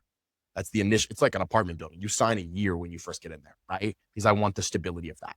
I threw this slide up here because it's a picture of one of our Houston homes. Every Saturday, these guys, seven guys live in this home. They get together, they throw a barbecue together. If you do this right, you're solving loneliness. If you're doing this right, you're bringing people together. Do this right, there's some community involved. And that's just as cool as making the money. Like in some ways, for people like us on this call who are, I don't know all of you guys, but I sense this is a social entrepreneur group. You guys want to do well, but you want to do good. And, like we could build more luxury apartments. It's cool. We do good. But like, this is a little more hard pull for me. I lived in these homes for 13 years too. As I built my homes, I've lived in them, which is really cool. So I've got that experience. So we even take it a step further. We throw in this Thrive Journal when our members move into our homes. We give them a curriculum. They don't have to do it a lot. To be fair, a lot of them don't. But if they want to, this book called the Thrive Journal teaches them meditation, teaches them healthy eating habits, teaches them budgeting. If they complete all the exercises, we give them like a $200 gift card. It's really, really, really cool. So we're doing well. We're making a difference, and it's really fun. And that makes me feel better about, okay, we're in here. Yes, no, living. Because I spoke at a thing. Like a year ago, and I got written up in the paper. This was in Asheville. If anybody knows Asheville, North Carolina, it's a very green city, very green, very kind of hippie, very like liberal. It's just a liberal city, right? And so I got written up in the paper the next day, and they were like, local landlord peddles his newest strategy to be the greediest. And in there, they say like, this guy's homes are unlivable. And I was like, unlivable? You've never even been in one of my homes. What are you talking about? And if I were to show you, I'll show you if you guys want, like some pictures from the interiors of our homes. We only furnish the common area. We do not furnish the bedrooms, but they look like Airbnbs when you walk in. High top, coffee table, like it's super cool. So anyway, you can do this in the right way. And I think this article was written about other people they knew doing it the wrong way, but it's not what we're teaching and what we're coaching on. All right, so let me transition. Let me give you guys something you can take away that's practical. Hopefully what I just did is set the stage for you. I'm like, cool. So at the very least, you walk away from this like, I need to learn more about this, or I want to do this, or this sounds cool, or maybe I sell off a couple of properties that have some equity and get a property that does $1,000 or $2,000 a month. That's cool. Yeah, Wendy, thanks for saying that. I appreciate that. Yeah. So I want to give you guys what we call like our perfect co-living house method. So how we came across this method is I sat down with my team one day and I said, guys, some of our co-living homes are literally cash flowing like $3,000 a month. And some of them are doing what you would expect a single family home to do, a few $100 a month. What the heck is going on? And so we went in and we just evaluated, why are these crushing it and why are these not? And we came up with this method, and I sold off all the ones that weren't, and I bought more of the ones that were. We came up with this little method. So the method is, so if you use the method, they threw these slides in here. This is just some examples. This is the home I just showed you actually. So you used to rent for that. Now rents for that. I think that's $200 off. I think it's actually $64.50. But anyway, there's another one. This is actually in Fairview, North Carolina. Go look up sometime. Somebody should Google Fairview and drop in the chat what the population of Fairview is. For all of you that think like, oh, cool strategy, only works in big cities, right? Fairview is probably less than 8,000 people. It's on a septic. It's on a 3-bed, but it's a 7-bedroom home. Anyway, this home would have rented for like, I think they said 2,200 or something. It's near Asheville, North Carolina, if you know that city, but affordable housing is just crazy there. Bad, like doesn't have a lot. And then so the co-living rent was 52 days. So more than doubled it on that home. This is one of my favorite ones. We did a full rehab on this one. I don't like doing full rehabs. But they said it rent for $1,985 a month. We rented it for $60 a month, 3,000 square foot home, put a 9-bedroom home. And then here's the floor plan for that home that we just showed you, that one. Here's the floor plan. I love giving people pictures because I think Felipe says 3,463. Yeah, it's like, if you look, it's like surrounded by national forest, but it works because people need affordable housing. So this can work like anywhere that needs affordable housing. Sometimes the smaller towns actually have less development and therefore have more need for housing. But this home, I like showing people visuals because I think a picture's worth 1,000 words. So you come in, this was a home and I bought it just like this. Like it was already broken up like this. I love boxy homes. Jot that down if you're a note taker. Like that's the number one thing you want. You don't want to have to go in and do a rehab. You don't want a big open concept floor plan. You don't want any of that. You want a boxy home built in the 90s, maybe 2000s. But so you've got 1, 2, 3, 4 bedrooms on the front. And then it was 1, 2, 3, 4, 5. It was going to be 6 bedrooms on the bottom, but I decided to turn this into a really cool big suite with a bathroom I added. And it was like this private suite that rents for like $1,100. So pretty cool. And that was the floor plan turned into 9. So I'm going to rapid fire through these because I want to give you guys some things. So here's the criteria we look for in almost any city. Now there's some nuances to this. There's kind of a general way to get you started. So number 1, ample parking. Like, and here's the formula. It's not 100% parking. You might think, well, Sam, so if I have 8 people living in a home, I have to have 8 parking spots. Actually, no, it's 2/3. So for easy math, if you have a 9-bedroom home that's housing 9 people, you need 6 parking spots. You're like, Sam, how do you know that? Honestly, because I have students in like 48 cities now. So like, I know, like, it's just, we never have 100% cars to people. Someone's taking the bus. Someone's doing Uber. Someone's got a scooter now. Someone's at grandma. Someone's at their city. It's like, there's an ecosystem in this home.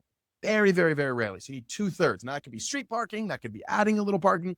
But if you can't find a way to get that parking in, you are going to make your neighbors really upset, unless you're just on this huge empty lot, which then of course you would have parking, park on the lot. But that's number one criteria we look for. Does it have parking? And if it doesn't, even if it's the perfect house, if we can't find a way to add it, or it's too close to other homes, we ditch the deal, right? So that's a really cool criteria. Number two, I already mentioned this, no HOA. I always love to ask, like, does anybody here live in an HOA and just love your HOA? Any? And usually I get one person out of tons of people that says, yes, I'm on the board. But most people are like, no, I really don't like it. So you don't want to deal with that level of bureaucracy. I think that's the right word. Number three, split level homes. So if you ever find a home that they're cheaper, because not everybody loves them these days, but like split level homes, you got one on one level. It's like, no, it's all right. And then one on the next is kind of like 3 different levels of home. Those homes work really well because it spreads everybody out. So I love split level homes. Like, I will buy them. I'll kind of prioritize them. They just, for whatever reason, they just really work with co-living. They're spread out. They kind of feel like you're on 3 different levels. They're really cool. They're really cool homes. So no pools. When I say no pools, I really mean no luxury. Everybody comes to me all the time. I get this question all the time. Well, I want to do luxury co-living. Like, no, don't. It's not who we're serving. Like, if they could rent a room for $1,500 a month, they're just going to rent a studio apartment. Like, why would they? Like, it doesn't make sense. But if you can rent out a room for 7 or 8, so you need something, we call it nice enough. That's down here that's another criteria. Just like nice enough. Think workforce housing. Think it has to be nice, but we're not talking luxury. It doesn't have to have granite countertops. It doesn't have to have nicely tiled floors in the bathrooms. It doesn't have to have tile showers. It doesn't have a glass shower door. Like, it doesn't have to have those things, right? So you want the finishes of the home. Just, it needs to be nice enough, right? Workforce housing. This one is incredibly important as we've scaled. At first, I didn't worry about it, but as we scale, I was like, ooh, the homes that are crushing it are a commute's distance to the employers that employ the people that make $15 to $35 an hour, that group. So guys, real fast, I mean, if anybody, I'd love someone to drop in the chat, like, what are those employers? What are they like? Who are those employers? Where do you want to be in a commute distance? Think your Jacksonville's, your Houston's, your Dallas's, your Austin's, your Charlotte's, your Phoenix's, your Ash, think of those towns. Where would they be? Well, airports is one. Tens of thousands of these types of employees. City centers is another one. Think Amazon, period, anything Amazon, right? Think universities, not because you want the kids, but universities, and you have a ton of support staff, right? So there's all these different places where you're going to want to be. That's really, really, really important to be with that distance. Then you've got public transportation. The closer you are to public transportation, the better. Funky layouts is always good. That's kind of what I meant by boxy layouts. Minor rehab work. Don't buy old homes unless they've been completely rehabbed. It's kind of a lesson we learned as I started coaching more students, is they were like, all my students that were buys in the 50s and 60s, those homes are just like, they were always breaking, having these massive capital expenditures. And so we just said, look, 1970s is when all codes across the United States, all building codes got massive updates in plumbing, got massive updates in electrical. So you want that newer technology. The more bathrooms, the better. I'll give you a quick ratio right now. You need no more than 3 bedrooms sharing 1 bath. You cannot have 4 bedrooms sharing 1 bath. Very rare cases, 3 to 1. Now, perfect world, you do 1 to 1. I'm doing a ground up construction building for co-living right now. It's going to be almost 1 to 1. 17 beds. I know that sounds crazy, but it is. It's a duplex. And 14 full baths. You can almost get 1 to 1. Pretty cool, right? And then, is it the neighborhood fit? Does it fit the neighborhood? Meaning, one of my students was going to buy a home recently in Charleston, South Carolina, very old money, kind of bougie city, if you've ever been there. And he sent me a picture of the home, or he sent me the address of the home, and I got on Google Earth and I was driving and I called him. I'm like, Don, do not buy this house, dude. Like, I get that the numbers work really well. I'm like, I'm driving through this neighborhood on Google Earth, and man, I don't see a single car in the street. I don't see a single work truck in anybody's yard. I don't see anybody's grass that's like not perfectly mowed. Everybody's fence is like white picket fence, perfect. Do not buy. And he was like, I don't understand why. I'm like, just trust me, dude. Like, you are going to piss off every neighbor, and all you have to have is 1 extra car, and everybody's going to be wondering what you're doing. And finally, I convinced him. So next week, he goes to look at a home in a different neighborhood, and he sends me a video. He goes, Sam, is this a little bit of a better day? Like, is this what you're talking about? and he shows me a little video, and I see a work truck in someone's yard. I see someone's grass a little long and doesn't look like anybody cares too much. And then he pans the video and I see goats, literally goats in someone's front yard. And I was like, maybe we went to the other end of the extreme with goats. But ultimately, you guys are in real estate, like B+, B-, C+. You want to be in that range of neighborhoods. It needs to feel like, hey, I have an extra car too. Nobody caring. This guy's got a work truck. This guy's got 4. Like, nobody cares, right? That's what you want.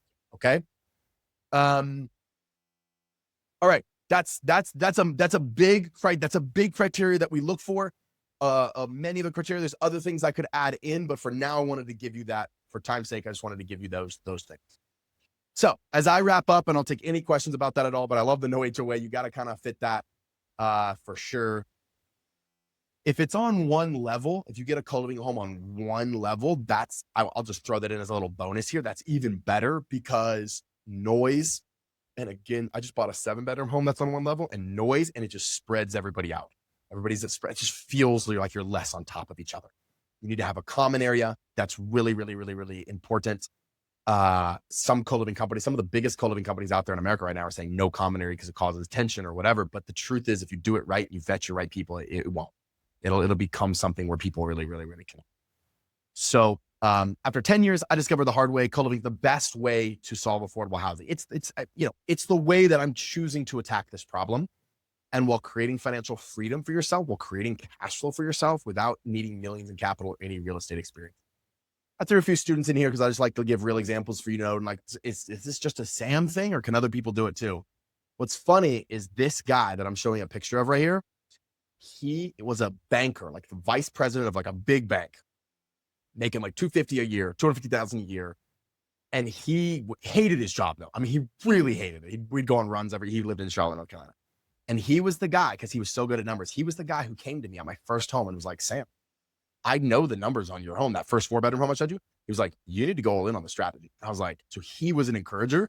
And then one day I'll never forget, like we kind of lost contact for a few years and I came back and I was like, dude, how you doing? He's like, did you know I quit my job? I was like, you quit your big banking job? He was like, yeah. I was like, what are you doing now? He goes, dude, I cashed out my 401k. I was like, you did what? I was like, what are you doing? He's like, dude, I'm doing the thing you taught me to do. I'm doing co-living. I was like, kidding me. So this dude was like, went all in. He makes like 75, like I think it generates like 7. I don't know. That's not his net, but like he does not have a job anymore. He lives on one of the bougiest lakes here in Charlotte, and that's all he does is co-living. And he has hundreds, I think like 150, maybe 200 doors now. Great. Thomas is another guy given as an example because I just think he's so cool. He's still in my community to this day. But what I love about him is he was like, Sam, I don't want to scale this. I need 2 homes to hit my number. He's like, I'm going to drive Uber for fun, but I need 2 homes. So anyway, he like has 2 co-living homes. He travels the world and he drives Uber for fun. And he gets $5,000 from the 2 homes in Florida. Awesome dude. And then this is Mike. Mike was one of my first ever guys that did this. He did one of my 5-day challenges. He kind of went all in all this strategy. He heard my episode on Bigger Pockets.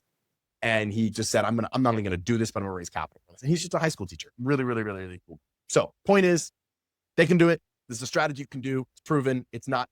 When I first started teaching this, it was a lot of theory. But now it's not. Now it's proven. There's many, many, many people doing this. And you got to do it with the right systems.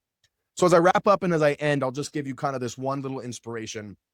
You know, and a lot of people, when they hear this, they go, okay, I get that. But I'm going to start with I'm going to start with a 4-bedroom home. Like, nah. Gosh, like you need to start with a home that actually solves the problem, your problem, which is cash flow, and their problem, which is affordable housing. So if you have any extra space in the home, I leave one small area for common area, and then the rest I turn in. And Rick, I see the question. I'll address that in a second. But I don't know if you guys remember when Uber first came out. Remember that? It was like this new concept. I remember where I was, and I was like hearing somebody talk about it. I literally was like, that's never going to work. Like, you're going to pick up a stranger in your car. They're not going to kill you on the way, like mug you. You're going to drop them off at an unknown location at any part of town they want you to take you to. Like, yeah, that'll never work. And is it going to be using your car? And a lot of people thought, I don't know. Well, now we have Uber. Airbnb, same thing. That'll never work. Like, what do you mean you're going to rent out your second home on the lake and people are going to come in and for the weekend and not trash it and all of that? What do you mean? What do you mean? That'll never work. And now we have Airbnb. It's just like, we take it for second nature. And so co-living is at this unique stage where it's new and it's hard enough, it's nuanced enough per Rick's question, the good question, Rick, where it's like, not everybody can do it. So the people that do get in now, one day you will have to find off-market deals for co-living, but right now you don't. And I think we got about a 2-year window before we do. You got Pace Morby talking about, you got everybody talking about it because it's one of the only strategies that can. So all that to be said is, thank you guys for your time. I'd love to answer any questions or chats or anything like this. I'm giving out a little co-living calculator if you want it. No pressure whatsoever. You can follow me on Instagram at Sam Wiegert. I put out a bunch of co-living content. So if you're here and you're like, that sounds cool, I'd learn more, we have a free gift. It's like a little 3-part training, and you also get the calculator I use to evaluate co-living homes, which is kind of like any real estate calculator, but you put in the rooms. It's nuanced for co-living. So if you text the word co-living to 980-350-9577, you get that. It's our gift for you for free. And we don't pitch or sell. It's just you have it, and you also get like a little 3-part training that basically like deep dives. So if you're interested, love to have it. Otherwise, hopefully I'll see you on Instagram, and we'll go from there. But thank you guys for the opportunity to present. Felipe, thank you for the opportunity, man. It's great to connect with your group. Love to take any questions, and we'll just hang out. And that's my spiel. That's my co-living spiel. Absolutely, man. That was great. Thank you for sharing. Very, very informative. Very insightful. I have a few questions myself, but let's jump on the chat here, see if we can address some of these. And I don't know how much time you have, so if you got a bounce, you let me know. But I think we can at least get a couple of these going. Yeah, let's do it. So Rick let's has, see. Yeah. Did you see Rick's? Yeah. Okay. So Rick says, you may have answered some of these questions. However, Sam, seems like it may be very difficult to control the noise of the roommates and the respect for others living together, like using the kitchen, not cleaning up, etc. How are the complaints handled? Great question, by the way. Great question. Because you're like, okay, I get that the numbers work with 10 people living together. By the way, we have like 9, 10. We have 11 bedroom homes. Like we deal with this at a big. And by the way, I also want to say this just for not to brag, but for social proof. In our community, we have 3,000 of these rooms. I personally own over 250.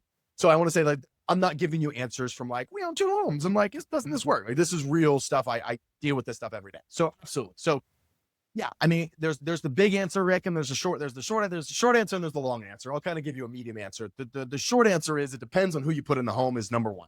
Like, how you vet the people, and it is absolutely, just like anything else, is absolutely the biggest factor.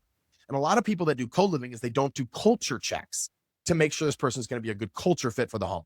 So it's something we've done really well. We actually have this little video we send them before they even apply to live in the home.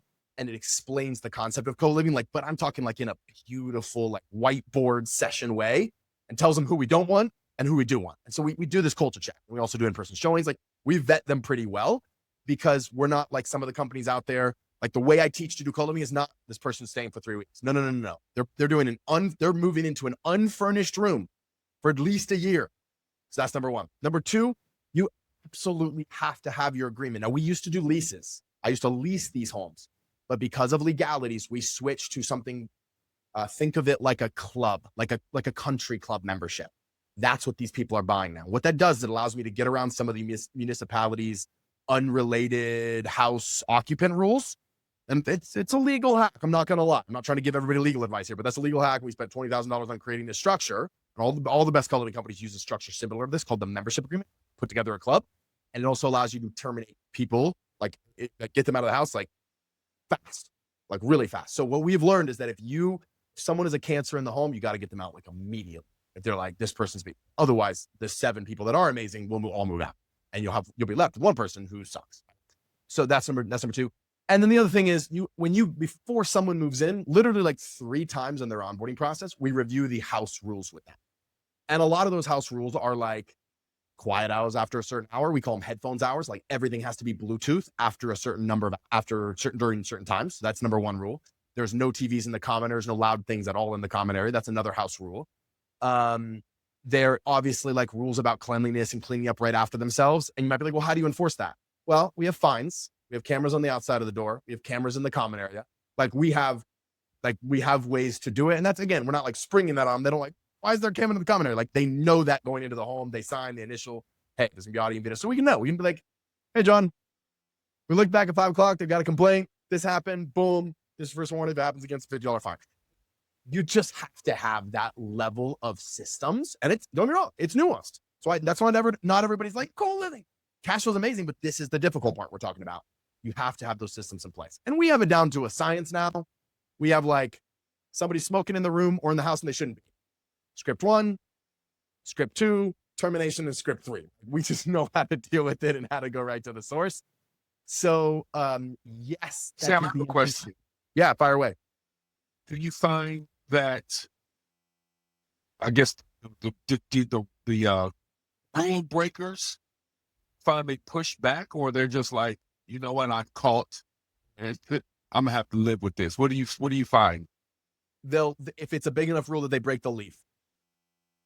Because unlike a single family home, there's so much like social pressure in a co-living home. Like you see them in the common area. So even for like non-payment, someone gets an eviction notice on their door, or a non-payment notice, or a 10-day pay or vacate. Everybody in the house knows John's behind. Like, and that's a good thing. Like that actually, like we don't do a lot of evictions. What you'll have more of is someone just poof disappears. I'm gone. I can't think that's a lot of. So yeah, I mean, will they push back? I mean, there's a small percentage of that, but a lot of times it's not the like, this is my house, you can't make me leave. I'm going to take you to the cleaners and I'm going to stay here for 4 months and then you get to evict. It's not that. We don't have a lot of that. Do you see a benefit, Sam, in doing gender, only one type of gender, or not really? All co-ed. We have a couple of female-only houses that seem to be do pretty well, but most, they're all co-ed. I mean, and that's pretty standard. That's pretty standard. Yeah, across all of our rooms. And those platforms like Pad Split, stuff like that, you guys a fan of it, or do you kind of just do your own tenant screening or your own tenant placement? I'll say this, and all the executives at Pad Split are like good friends of mine, like CEO, head legal counsel. So I know a lot of the people over there. They are solving the same problem. Like they are on a mission to solve affordable housing. They do shorter term stays. So there's this week by week rentals, and they do furnished rooms and no common areas. And I just don't like those three things. I don't really like furnished rooms because I don't want it to feel like an Airbnb. I want it to feel like home. Some guy from Berlin called me recently and he was like, Sam, we've been doing this in Europe for decades. You're talking about this like it's new. He's like, but every millennial in Berlin, nobody owns a home or an apartment. We all rent rooms here, man. It's so freaking expensive. And he said this line. He said, the room is the new apartment. And I was like, man, we're not there yet in the States, but it's like, we're headed there. So I want them to feel like it's their apartment. You move in, you got your door, you got your keyless entry door lock, your space, you got your common area, move your own stuff in, stay for 4 years. That's the goal here. And Pad Split's a little bit more shorter term, turnover, flexibility, all of that. And then they don't really, they're such a big company. The community is not really their thing. But they're on the mission. And if you want to use them, how I think about Pad Split is they are a platform that helps you fill your rooms. They're basically a marketing platform that helps you fill your rooms, and they take a cut. That's what they do now. They don't manage the property either. They used to when they first started. They're like, we'll manage the tenants and the members. No. Now you have to have Pad Split plus a property manager that understands these concepts and has to be able to still do it really well and hold the house accountable and all of that. Pad Split won't do that anymore. They know what their niche is. Their niche is, we help you fill your rooms. So anyway. Yeah. Rick's also asking, is it considered commercial? Would you need a special licensing from the county, city, or permits due to a residential home into commercial operating system? It's a good question, Rick. And a lot of cities would like to say that we are some sort of commercial multifamily, but that's the whole reason that we do membership agreements. So if you were to ask me, Rick, hey, how many people are you renting your house to? If the city were to ask me that or demand that, I'm renting my house to one person. I'm renting it to a corporation. So it's a corporate rental. And they'd be like, well, what corporation are you renting it to? I don't know. It's XYZ Club. Well, how many members does the club have? Mine? Hundreds. And then all those people sign membership agreement. I know it sounds like a legal hack, but it is. It's like, guys, I'm renting to a corporation that uses it for the people in the corporation. That's a nice loophole. I like that. Yeah. I have a Slick. That's slick. I have a buddy of mine that he does this strategy, but he only does it for sober living. So his tenant is only the organizations. Yeah. So he's not managing people to people. He's only managing the organizations, and the cash flow numbers are there as well. And that's a niche within the niche for sure. You got sober living, you got the halfway houses, you've got residential assisted living. There's all these like niches within the niches. I think this strategy, if you just go to working professionals, I think that's probably that's the biggest market you can attract. But great questions. Well, Sam, thank you so much, man. I want to be respectful of your time. I will make sure that I send out that slide for everybody so everybody Thanks, can brother. reach out. It means a lot. He's got some awesome stuff. I think he's got a master class that he also does, which is incredible. So you guys definitely check it out. But Sam, thank you so much for coming on, man. Appreciate you. Thank you, And guys. congrats on your success. We're rooting for you for sure. Thank you, guys. God bless you. Thank you for the opportunity. One last question. Yeah. One last question. 10-year-old you is sitting with current you. What are you guys eating? And what are you telling 10-year-old you telling you? Yeah, man. I was thinking about this. That's a good question. I wanted you to know. Like I was pondering this at the beginning. I was paying close attention. My parents were insanely healthy. Insanely. Like they were like so like we ate quinoa and buckwheat and millet and all these crazy. So I'm probably eating something crazy healthy. I'm probably eating a salad. And man, I think my 10-year-old self is just telling me to not forget to enjoy the journey, not forget to have fun. I get in this grind and I just see 10-year-old me with that smile on his face and he's playing in the yard and he's building tree forts and he's just freaking having fun. And I lose that sometimes as an adult. So that's what came up for me on the bit. I already had that answer planned, man, because I didn't know you were going to ask me, but that's what came to mind. So I'm 35 and I'm trying to do that a little bit more in my life right now. I'm living overseas half the year. I'm learning about life. It's a beautiful thing. So thank you for asking, brother. Nice. Last question. What kind of martial arts did you do, Sam? We did a mixed. It was a mix. It wasn't pure to one style. It was Taekwondo. It was Aikido, and it was Krav Maga, were the three that we just blended into this crazy style. Okay. Are you a martial artist, Felipe? I'm a jiu-jitsu guy. Let's go. Let's go. Yes, sir. Awesome. Well, thanks again, man. You have a good night. God bless you guys. Appreciate Talk soon. Yeah. Bye-bye. Thank you. All right. How'd you guys like that? Give me a thumbs up in the chat if you think that was useful or helpful. That energy is perfect, man. So good. My goodness. That was great, wasn't it? Oh yeah. That was amazing. Well, let's wrap this bad boy up. But look at that. We are early, guys. We still got a little bit of time. So I am excited. We did our Q&A. Round 2 for breakout. Who's ready for that? Does anybody want to do a breakout? All right. We're going to do one last breakout. We're going to try this, guys. We're going to try it. All right. It's going to be only 3 minutes. It's only a minute a person. Only a minute a person. How did I do it the first time? Let's see. Oh, here. So here's how it's gonna go down. 3 per ring. Your name, what you do, where you're based out of, where can you bring value, or what did you get out of tonight? And one quick random fact about you. Each person goes for 1 minute, and then we are gonna be done. All right. And let me put down how I did this. And it's going to show up as a little pop-up, guys, a little pop-up message, and then it's going to ask you to join the breakout room. Just click join. Join. Okay. Breakout sessions.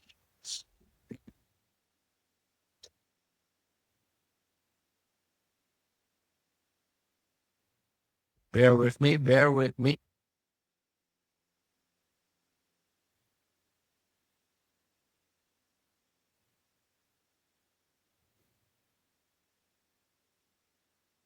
Then I'm trying to add everybody. Okay, let's give it a try. And pushing random buttons.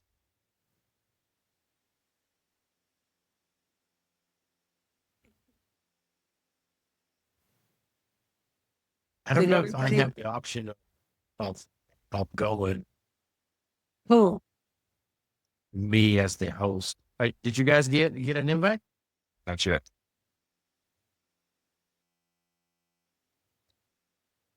Who got an invite, guys? Hopefully everybody did this time. And then I made it shorter. I made it 3 minutes. So a minute each person. And then we're going to wrap this bad boy up.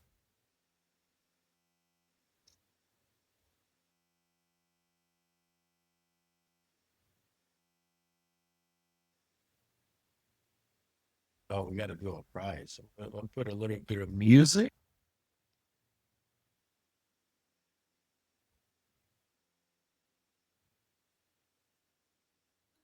When it found its way through.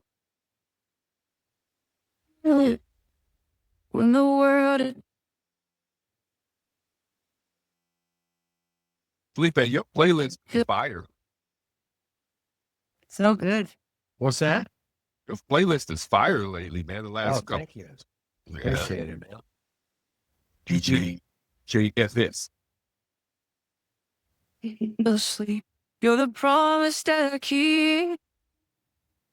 You are my first ride, breaking frozen and I before it begins to start. Silent heart, you are my first. I saw the one so bright. Every dark feels right. When you're the first. I think we like this breakout sessions.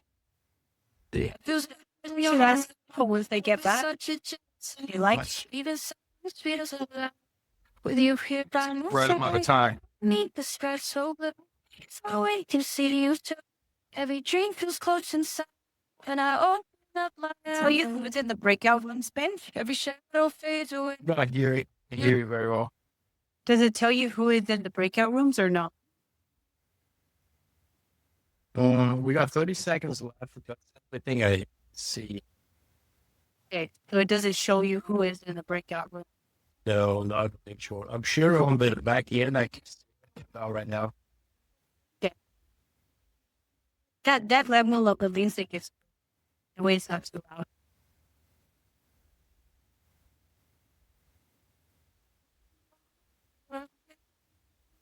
That won't let burn with. Oh, God.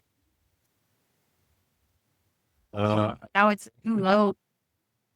The music? Well, it's just that I couldn't hear whenever you guys were talking. I couldn't hear it. You remind me every moment. I'll be okay.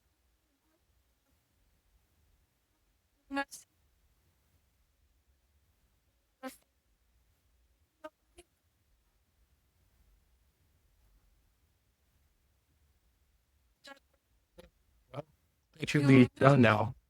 First, baby, adaptation. Hello. Adaptation. Where are my people? What if I... Adaptation.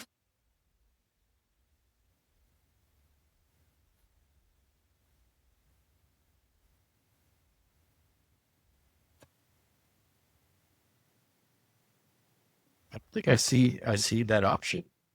No. Breakout sessions have spoken. The sun comes up through my window. The day that just And my breakout room. I did it. something just I was alone in my breakout. You were alone in your breakout room? Yeah. Nice. And it got. Anybody new? Let me hear it. Anybody new? But You make a moment. it's supposed to automatically. Turn Buddy. All right, guys. Let's get going up. It's kind of large. Nice some announcements. Today we're giving away 3 prizes. First prize, $5 DFW mark. The second prize is the $50 gift card. The third prize, two general admission tickets to Dealmaker DFW in person June 4th, $46 value. So if you want to partake of those excellent prizes, you are going to scan this QR code here. And I'm going to give you 30 seconds to do that. And I'm going to scan it myself as well because I want to win. So I'm going to give it to anybody that wants. Wait, let's split your prize 3 ways. Oh, You're still. I'm waiting on the winner. All right, guys. One, twice, Every doubt just whoever drifts away. wants a $25 Amazon gift card, When you're here, $50 Amazon gift card, and a two dinner mission ticket. It's QR code. Nate is right now. Is on a lot of right. It's okay.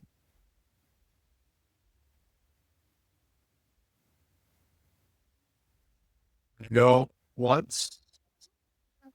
Let's get this started. This first one is going to be $25 Amazon card. strong.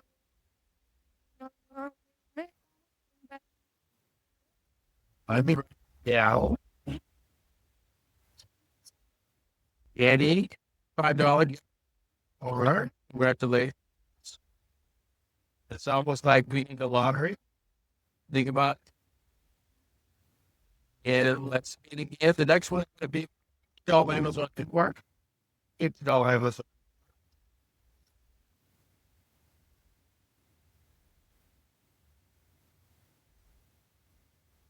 Diane, congratulations.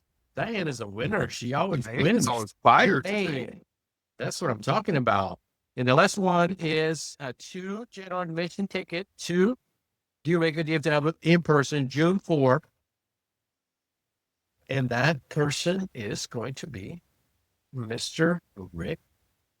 Rick, 2 general admission. Congratulations, Rick.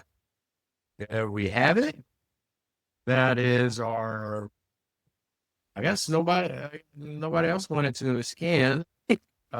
Congratulations. That's awesome. Here is real quick.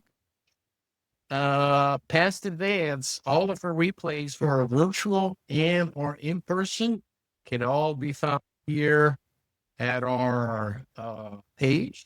Feel free to check that out. There's some great content there. Tonight's virtual replay, I'll have it out as well. If you click on this link, that'll give you to the slideshow. And I will share the recording with everyone.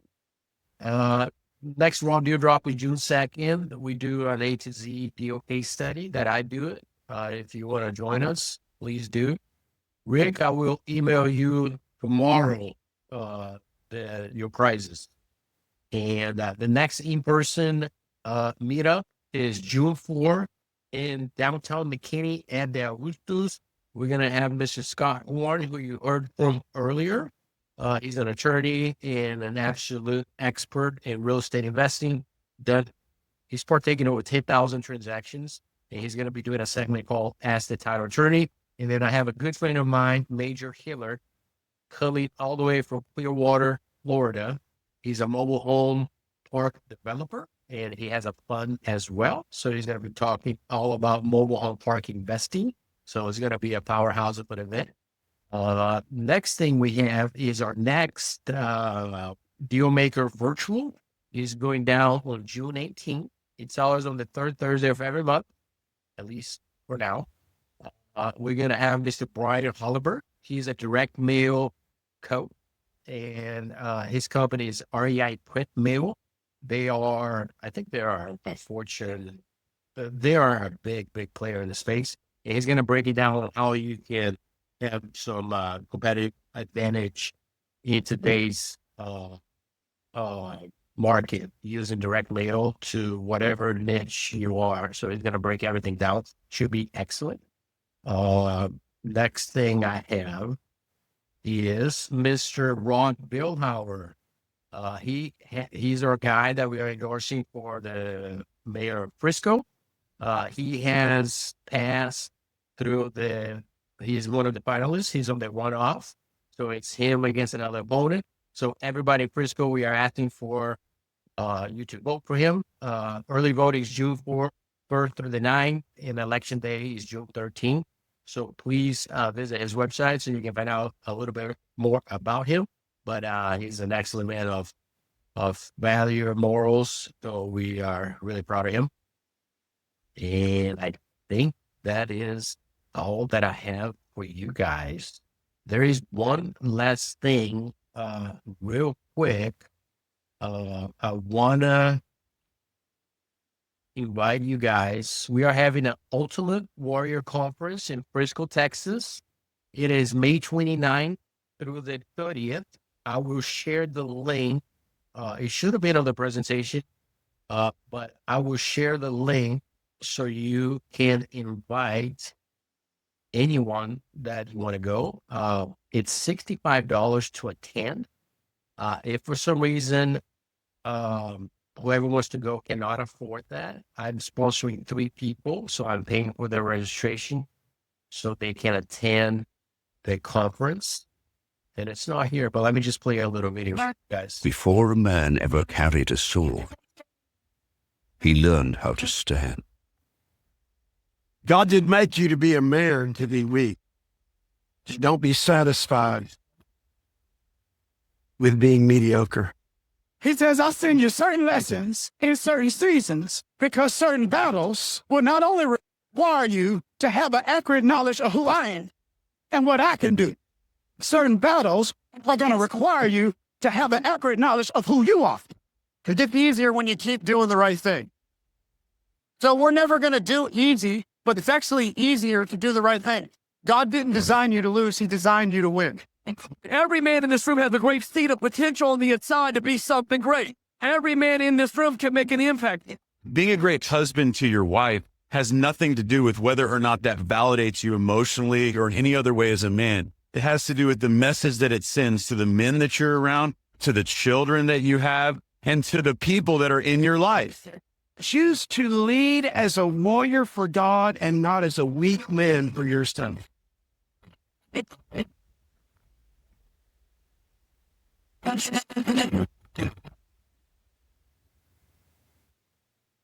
Okay, so I dropped. That fires me up. I dropped the conference link and the chat. Like I said, if you want to come, send me a message. But that's it. That's all I got tonight. Any parting words for our people, guys? No, just thank you guys for taking time out of your day to join us and be here. We don't take it lightly. We value it. So thank you so much for being part of the Dealmaker DFW family. I was just going to say the same thing, Geraldine. Just thank you guys for just always continuing to join us. Thank you for participation. The group chat was heavy tonight. This is a good one. Yes. Yeah, absolutely. Everybody needs to come out to the in person because I want to find out what the 10-year-old you would be eating. So I'm only going to find that out in person June 4th. What is the 10-year-old you eating? Me? Yeah. Oh boy. I know what it's eating. I'm in Brazil, 10-year-old me. I'm probably eating some queijo guairo. Feijoada with steak and rice. That's right. Let's go. But anyway, guys, thank you so much for being here tonight. I love you guys. I hope you enjoyed it. I'll send the recording. And please come out to the next one as well.